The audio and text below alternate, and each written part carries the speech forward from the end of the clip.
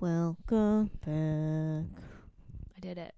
You said that last episode that I have been going off script, but I went back to the main script. It's just so easy to just say the same things. Our thing now. Welcome back. This is episode 72, and we are doing Mafia March. So we picked 4 books. Mm-hmm. This one I actually have had on my list. So this week we picked Taken by a Sinner by Michele, and she's Canadian. Well, I assume because this book takes place in Vancouver. There's like one point where they talk about like when she's in the hospital and they're like, oh, does she have insurance? And they're like, we'll pay for whatever. And I'm like, but you don't need insurance here. I mean, it's Canada. Yes and no.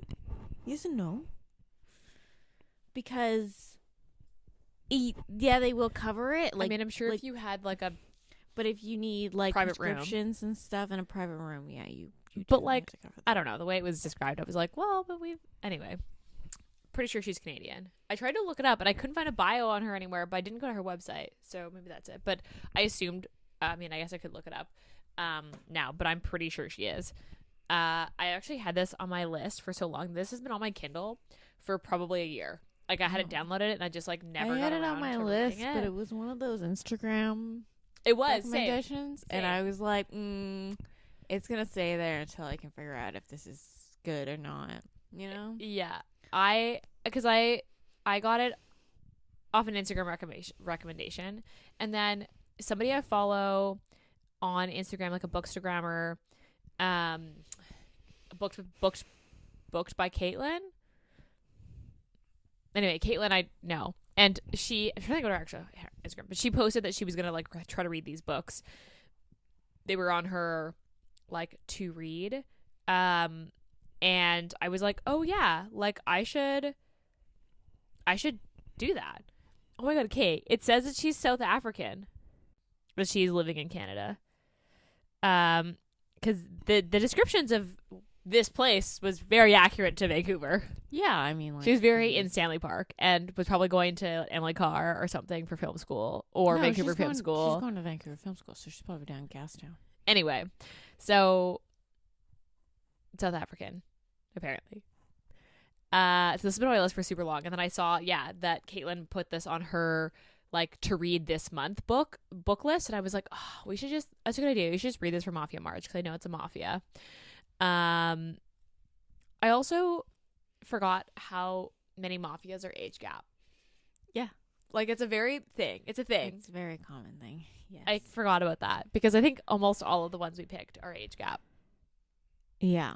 I don't know about the last one because you picked the last one, but I'm pretty sure it's an age gap too. It is. Yeah. Okay. So all the ones we picked are age gap. Correct. Okay. So on that though, let's jump into tropes.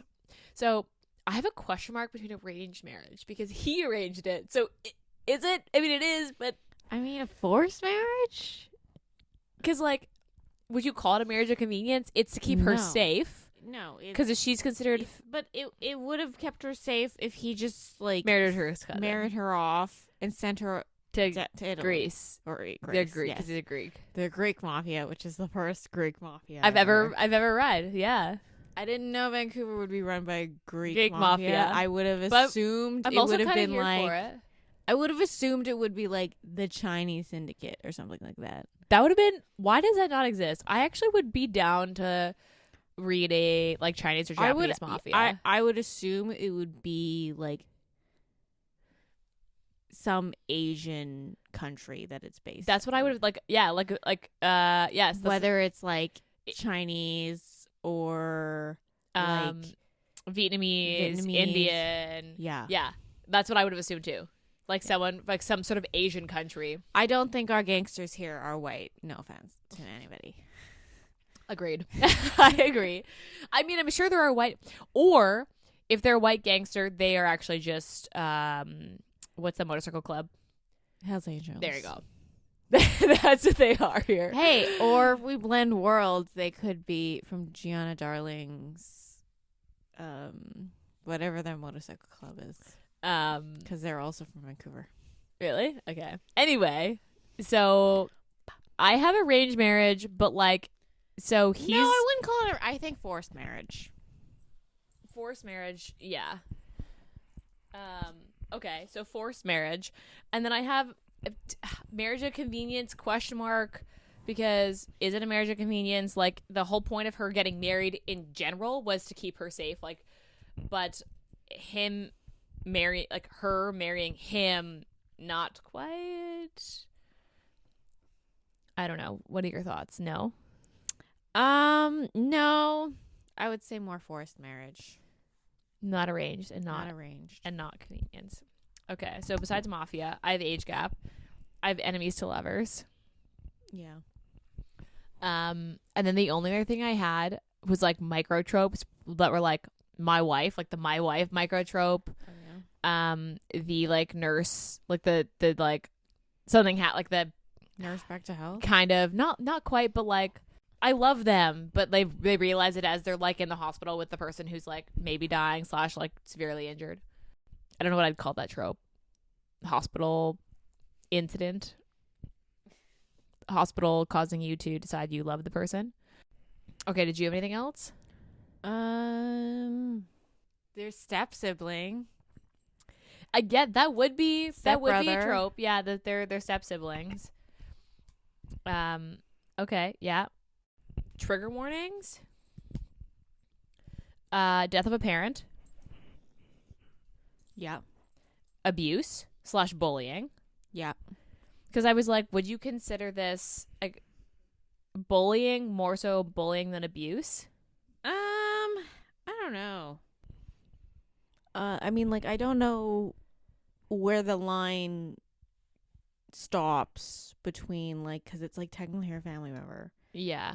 So, like, I don't know where the line stops between Like domestic abuse, what is considered abuse. child abuse for sure. Although it's her cousin who is like 18 at the time or something, like a later teenager, and she's like 13 maybe.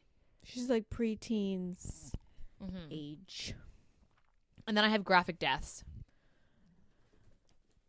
Which graphic deaths? The cousin, they kill her. They literally fill her with bullets. Which was so anticlimactic. So that's a talking point that we'll get to. But yeah. Okay. So I want you to guess the Goodreads.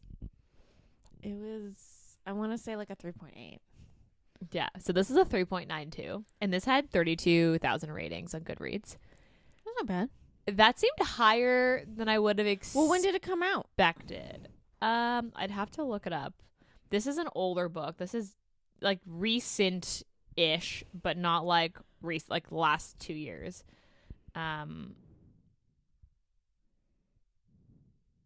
Let's see. It is 2022. Okay, so a lot more recent than I was expecting. So this is a lot of ratings for 2022.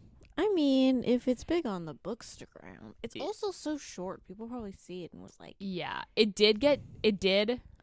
I have seen It did do a hot lap on Bookstagram. Yeah, which is where we found it, obviously. Yeah. Also, did you know, this is a side note, this is a pet peeve, this is a cinema sin.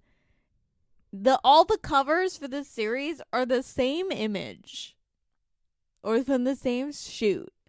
Oh, yeah. They Because are. I was looking up this series, because obviously this one has that hint of the Russian dude Yeah. and the girl and like the 18-year-old Yeah. that they like end up kidnapping. Kidnapping.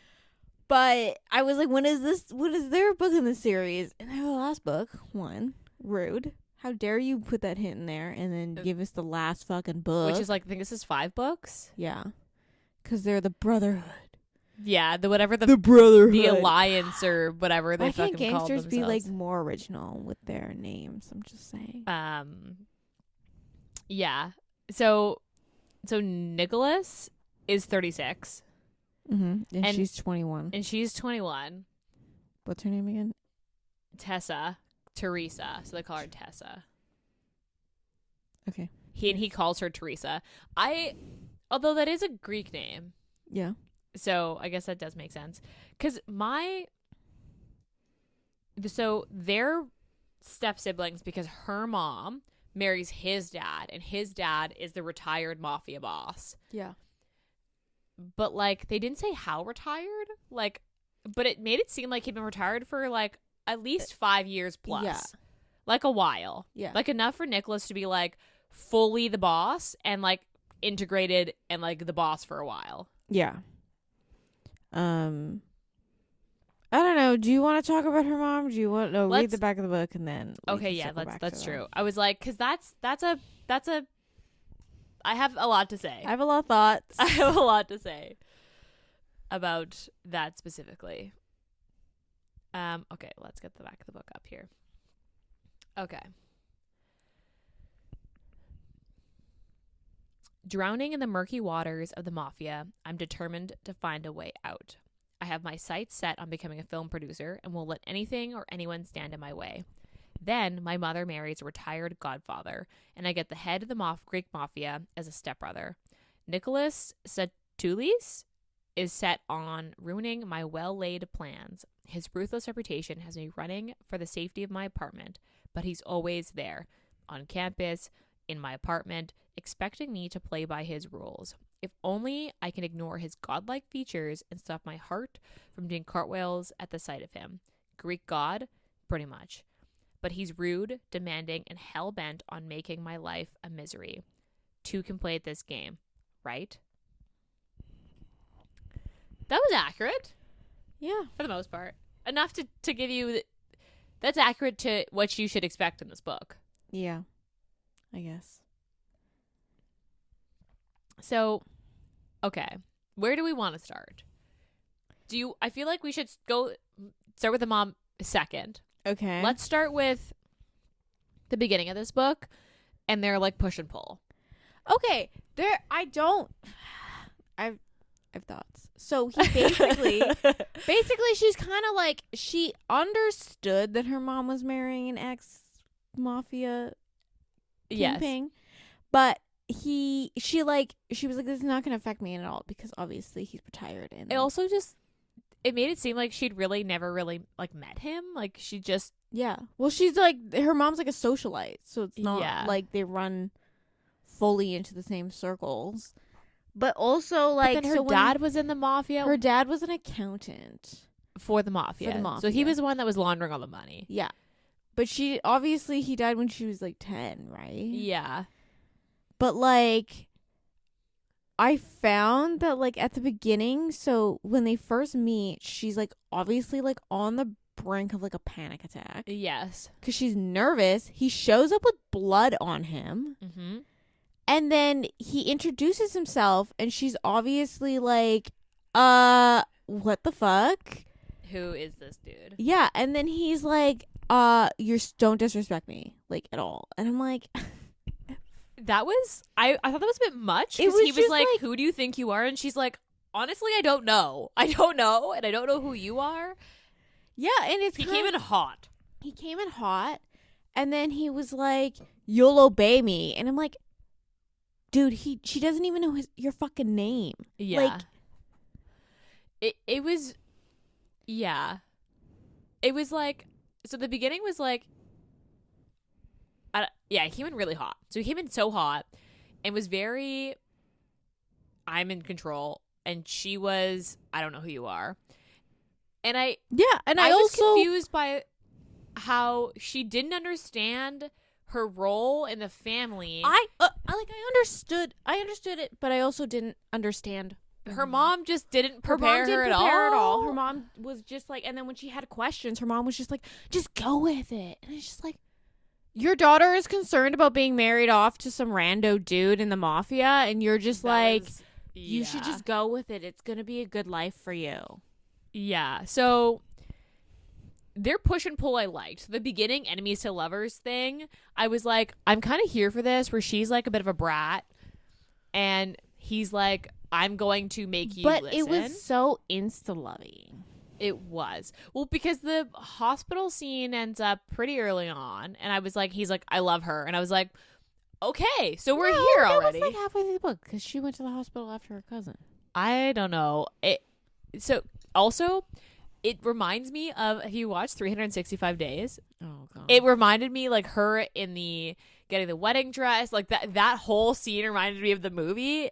Because I haven't read those books, and I was like, this is, I don't know how I feel about this. Because so her mom, let's go there. So I am so confused by, her mom seemed to understand what the expectations were. But she did not translate that to communicate that to her daughter. Correct. At all. Zero. I mean, her mom also didn't understand that maybe she didn't break her wrist multiple times or her ribs multiple times yes. by being a klutz. Huh. Yeah. I was a little like, okay. Her mom just like let it happen, and then when she calls her mom saying, I'm being married off, her mom's like, let me handle it. And then her mom calls her back and is like, yeah, so I'm really happy for you. I think your husband will be great. And she's like, sorry? I thought you were gonna fix this. And her mom was just like, this is just the way of life. Like, this is just what it's like in the mafia. And now you're part of that family. And it's like, yeah, but it's not my fault that we're part of the family. It's your fault. And she's 21, so she's like technically an adult. Yeah. And I was like, I'm so confused. And why? What? It was weird. The mom, I hated her. I thought that was such a weird. I thought the mom would be a little like, I'm trying, but I don't know if I'm gonna get through to them. But no, her mom just kind of like, I'm a doormat, and I'm gonna let this new fucking like her husband must have been like 70. Yes, and she's probably in her 50s. Yes, that's how she was described. So younger, and you're gonna let this old dude just like walk all over her and her daughter, his son, who's closer to her age than her daughter's age. No, he's 36, and she'd be in her 50s. Like, so there'd be the same amount of it's weird timeline. It was super weird because her mom was just, and then her mom dies, and I was like, what is happening? Yeah, after they make because after the cousin, who was abusing her. Do you want to talk about the cousin thing? We can talk about it now if you want. I just thought that went. I didn't think the bathroom scene was necessary, personally. I didn't think the whole cousin thing was necessary in general. And then when the cousin thing happened, he was like, oh my god, she has anxiety. He didn't know. And I was just like, for someone who's like in love with her, brags that he can read people very well, does not understand the difference between fear, anxiety, and like defiance, because she's like medicated anxiety. Yeah.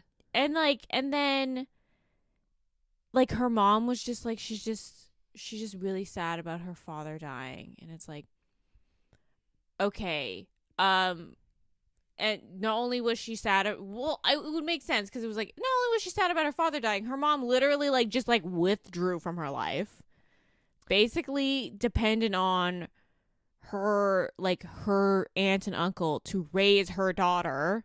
Yeah, it was weird because he was like so surprised, and I also like, did none of the guards be like, hey, or like even she's like taking drugs during the background check, did he not see that she had some prescriptions out in her fucking name? I was confused on how that came up so last minute, and then the scene in the bathroom just seemed so extra.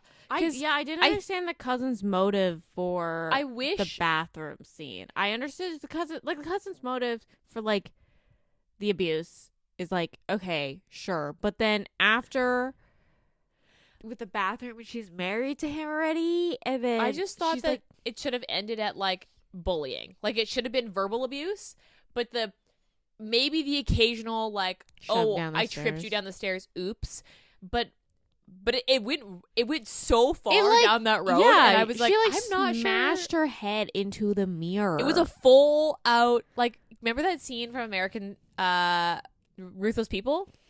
Yeah, it was like that, but that was a good scene. That was like they're almost identical in the scene. The context was so different, and I was like, I am so confused as to why the cousin has to go this far. Like, what does she have to gain here? I'm what? Also, I was just like, so after like what? after, and also the cousin just like didn't think that she would get caught. Like, hey, you're in this giant ballroom that is in a hotel that probably has a fuck ton of security, And just left her on the bathroom floor and was like, yeah, no one would have seen me come out of that bathroom. No Or- camera would have caught me. Like, It's also the forethought of even if it was a marriage of convenience, the mafia can't let it, like the head of the mafia cannot let it go that you beat his wife. Like the image of that can't be let go on. You know what I mean? yeah. So her forethought of like, this is gonna be fine for me. Oh yeah, she's just gonna die and he's gonna marry me. Like, I what? also don't know. So they obviously detained the cousin post the scene, yeah. and she has to come to the killing. Like she has to be there for this execution. And I thought the execution was anticlimactic. I agreed. I was understood kind of- that like she needed to be there and she needed to like confront her to be like, why did you? You can't do this to the mafia's wife. Yeah. Yeah. But it was just like she just basically was like, I'm not forgiving you, and then her husband shot her. It was very I was just expecting it to be more. I don't know, Because the just like- bathroom scene was so dramatic. yeah, And then the execution just seemed so anticlimactic. yeah. I and wish was they tortured her a little bit more. Yeah. kind of even if it wasn't like them, because I feel like that would have fit the general consensus of the book better than what happened. Yeah. Yeah. I also that was my main thing where I was like, I'm confused.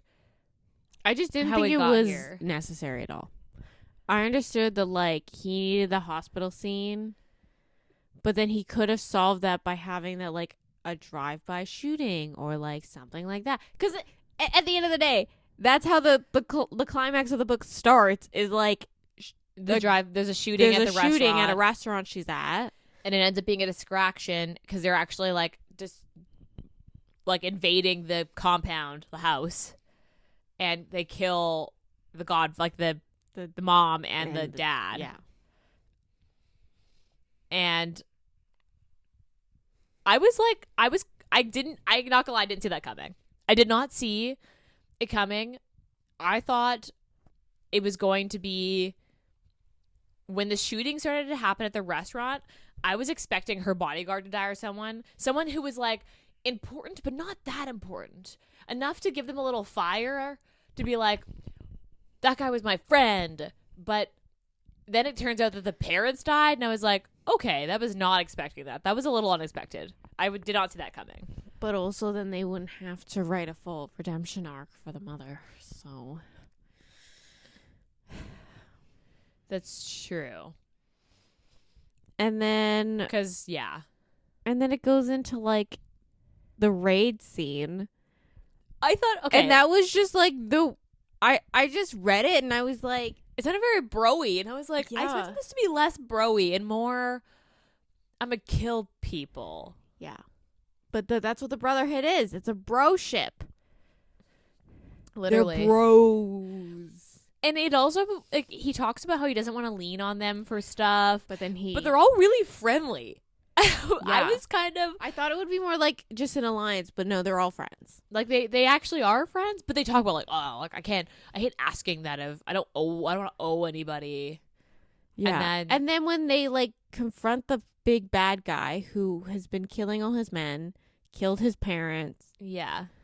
and he was just like, there was like, it was kind of like there was no reason behind it other than the fact that he just wanted territory, which is, I guess that's got to be a mafia I guess, thing. but though. it's like the guy was just like, he just didn't think he was gonna ever get caught, so he was just like, you can't kill my son or my nephew, you can't take my niece or my granddaughter. Yeah. And they're like, why? Yeah, You we literally killed my fucking parents, you shithead. Like, Yeah. It was a very. I was just weird. feel like it towed the line between like it wanted to be a true like mafia with that little bit of darkness. It just didn't quite get there, you know? just didn't quite hit the like the beat that I need in a mafia, because mafia romances are typically on the darker side, where they toe the line between, they're not technically a dark romance, but they're definitely on the line of dark. Yeah. This just didn't even toe that line. It just seemed very, I don't know. I don't know how to put, I don't even know what the right word to use is. It's like a gray, but it's like, it was definitely like a heather gray.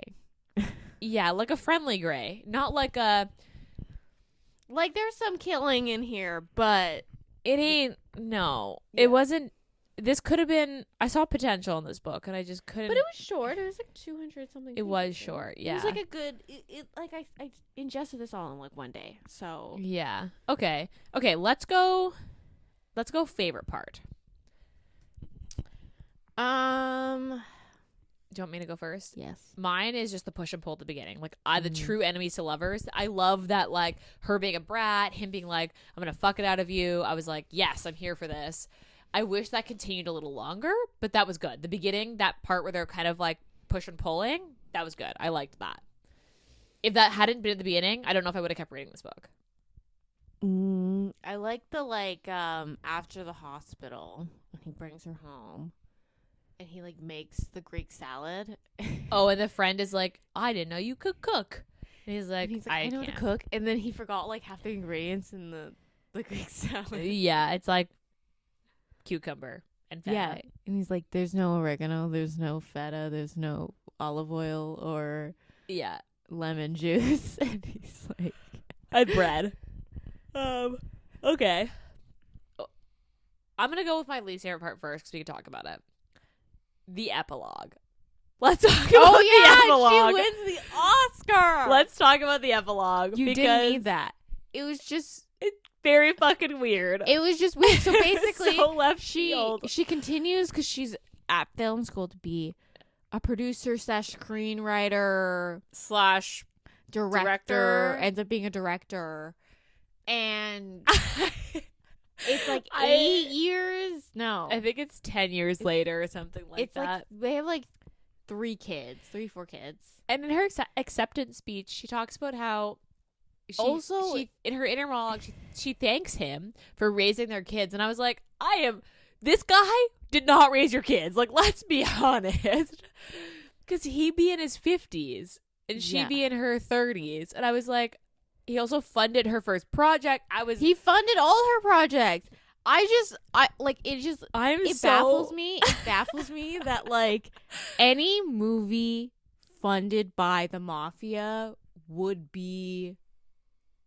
I'm sure that they have legitimate businesses, but yeah, the Academy, and also it's I understand it's a mafia, and it's the movie on she won, yeah, was based off the beginning of their like relationship in his life. Yeah. Because then do you thank him as inspiration? Like that feel like is going a little weird. And also that's just like admitting the to police crimes. Officer, yeah, literally like the crime like the FBI are like, we got him now. They're alive. Yeah. So that was my least favorite part because up until that point, I was like, okay, this wasn't a bad read. Also, and then I honestly wish I had skipped the epilogue altogether because I was very confused and really it was so out of left field that I understood if like he was like they were like laundering money through like a production company or something. A production company and using like and she could still produce, but it was like indie films and it was something. Like, no, I want an Oscar. And this is her second nomination or something like that. Yeah, it was something so obscure. And she's in her or she'd be in her early 30s. Yeah. She'd be like 31 because this was like 10 years later. And she had 3 kids. And I was just so thrown by that epilogue that it's pretty rare for me to be like, that was like, usually I love an epilogue. I want to see the like domestic bliss or like where they ended up, but that was just so out of left field that I didn't. It almost made it almost ruined like the feeling at the end of the book. I was just like, what just happened? Why did I read that? Yeah. Yeah. It was confusing and also very inaccurate to how that would. Yeah, it was my overall least favorite part is that fucking epilogue. Yeah. That was a little like a shoot for the moon. It was a little bit of a stretch. Yeah. My least favorite part was just probably like the mom. And just being like such a doormat. Yeah, and then also just like knowing like literally absolutely nothing about her daughter. Yeah. Like he was asking her questions when she was in the hospital and she was like, I don't know, she's on this med. Yeah. Yeah, and he's like, why? And she's like, because she has anxiety from her dad dying. When she was 10? Yeah. Okay. Yeah. Yeah. I was. Yeah. I just can't get over this fucking epilogue. Now that I brought it up, I just thinking about it now and I'm like, I forgot about that fuck. Okay. So, what's your rating? I think I gave this a 3. I gave this a 3 too. To be honest, if you read this book, just don't read the epilogue. Like, honestly, I have never in my life said that. Do not read the epilogue. I want to know if it connects in any way, shape, or form to the other bros, the other brothership. I don't fucking know. I kind of hope not, because it was weird and so out of ordinary to what the book was about. But, yeah. Okay. So, what was your Steam? Well, what would be the Steam? 2.5? 2.5. That's what I put, because I was like, yeah. Would you reread this? No. Yeah, same. I might continue on with the Are you going to continue? I'm not Maybe. going to continue. I don't know. They're so short. It was just like... I'm not going to continue. Like novella size. Would you recommend this? Probably not. Yeah. I hated that because the description of Vancouver was so good that I was like here for it. And instead, it kind of fell a little flats. Okay. So we gave it the same rating, though. I did give it a 3 on Goodreads.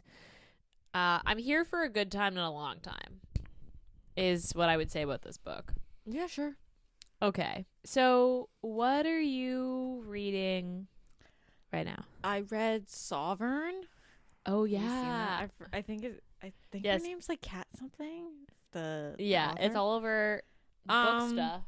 Yeah, it's like quote unquote like a dark cowboy. Not that dark.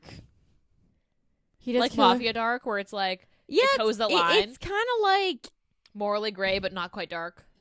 Yeah, it's kind of like Yellowstone. Okay, that's what I keep hearing. Is that it's Yellowstone very vibes. Yellowstone. I'm kind of here for that. It was okay. I was hoping there was more books out, but I have to wait till later this year for the next one to come out. Would you recommend it? It was. Yeah. It's a Bookstagram. It is. And TikTok. I think it's a little long though. I think it was around like 400 pages.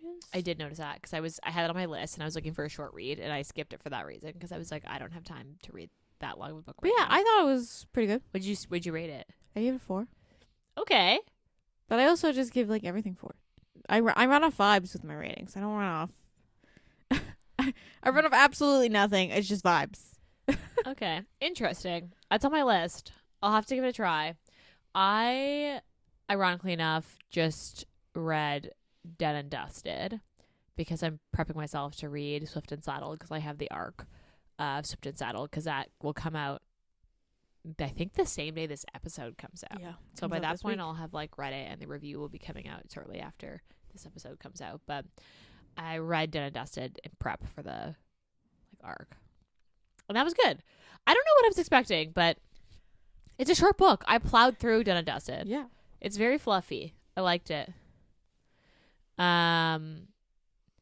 Yeah, it was good. I can't wait for the oldest brothers book. Yeah, I can't wait for Gus's book. I just feel like Gus and Teddy. it's gonna be good. I love a good Grumpy Sunshine. I was hoping for like more of a secret relationship, but then also if they already did a secret relationship and Dead and Dusted, then like you can't really reuse the tropes. It'll be a true enemies to lovers. I bet you they'll do like a one bed thing. Maybe. Forced proximity. Something forced proximity. Yeah, it has to be. Because there has to be an incident that pushes them over the edge to being the thing. So I'm excited for that. Okay. Next week, we're reading a Lexi pick that is a Goodreads pick. Okay. Okay. I read this. I was halfway through it. I was like, bro, did you Okay. pick this off Bookstagram?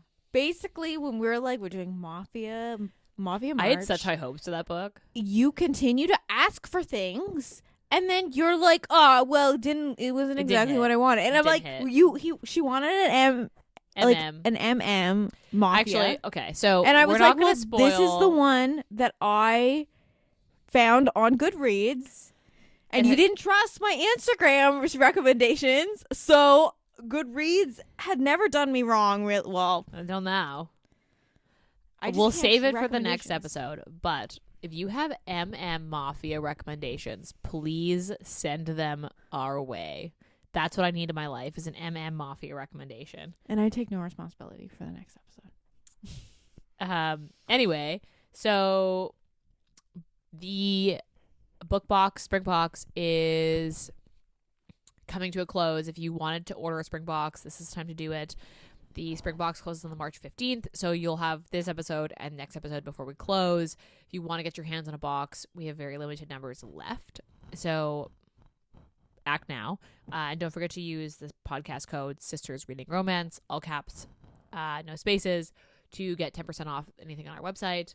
If you joined our book club that's coming up this weekend with Luna Day's novel, which is really exciting. And we also will be announcing our next month's book club pick. So if you want to be the first to know and be a part of our book club giveaways, be there, be square. There's still a few spots left for the book club. It's on our website. Next week is, again, Mafia March. As per usual, rate, review, and subscribe to the podcast. It is so helpful when you guys rate and review. It helps us get recommended to other people who listen to similar podcasts. If you are listening to us, tag us. You can follow us on YouTube. That's where you can also find the episodes. And we'll be back in your ears next week. Bye.